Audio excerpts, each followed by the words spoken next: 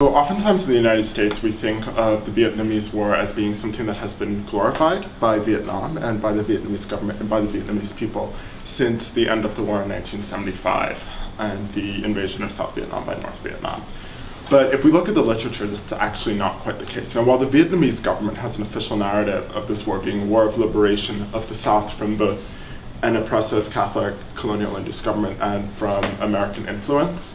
what the people actually saw it as was this war of great social upheaval that destroyed families, destroyed populations, destroyed large swaths of Vietnam's infrastructure and farmland, and also as something that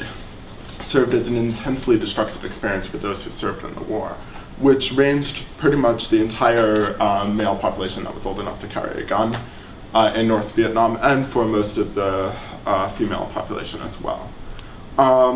So in the post-war period, after a period of great social catharsis in which there was a lot of persecution of those who had aided and abetted the South Vietnamese, there was a lot of literature that came out about the Vietnam War, most notable of which was Bao Ninh, The Sorrow of War, which came out in the early 90s, and talked about war not as a glorious thing, but as a world without romance that caused social upheaval, social unrest, and wide-scale destruction through Vietnam, and not as this glorious thing, but rather as something that almost destroyed the country itself. And this became one of the most popular books written in the Vietnamese language in the modern era. Another author was Dong Thu Hung, a female author who not only explored what the war did for the psyches of those who survived the war, and talked about the suicides of veterans, and also talked about the ways their families were affected after the war, including family breakups, extramarital affairs, and life in the concentration camps that the Vietnamese government corralled suspected dissidents and so on into, but also talked about how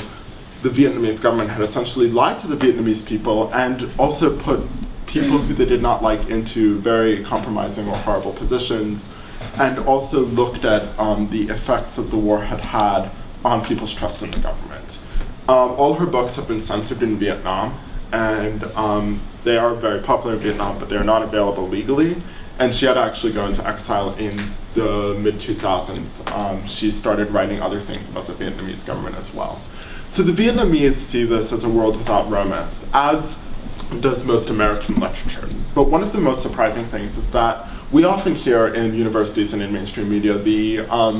critique that comes from liberal areas, from what I would call blue states, California, New York, and also from minorities, the African American experience of the war, the Asian American experience of the war.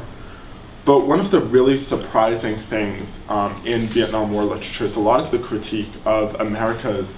behavior in the war and what the war did to the United States and to small towns throughout the United States actually comes from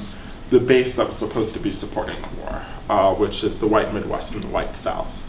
Perhaps most notable of this is Tim O'Brien, who comes from a small Midwestern town and who's written two notable books about this. The Things They Carried, which chronicles the experience of his platoon and other platoons in the middle of the Vietnam War, mostly consisting of white young men from the Midwest, and also in The Lake of the Woods, which chronicles the post-traumatic stress disorder of a senatorial candidate who murders his wife while experiencing a flashback to the My Thai massacre put out by American Marines in 1968 in central Vietnam. And when these books came out, it was very jarring because this was actually a critique coming from the white Midwest. And another book, for example, that comes out of that narrative is Tree of Smoke by Dennis Johnson, which covers it from a more political angle, but also looks at the ugly American and what happens when America takes its foreign policy abroad and it starts wrecking things for people. The final and probably most surprising for many people who are in liberal environments like here or in cafes in New York is that country music has actually looked at the destructive effects of the Vietnam War. And this ranges from everything from small independent country music that you don't really find outside of Tennessee. A lot of songs were written about those who had died in the war and those who were left behind. But it even went right up to the top of glam country. One of the Dixie Chicks' most popular songs, Traveling Soldier, is about the after effects of a soldier who dies in Vietnam and the effects on those he left behind. And that's it.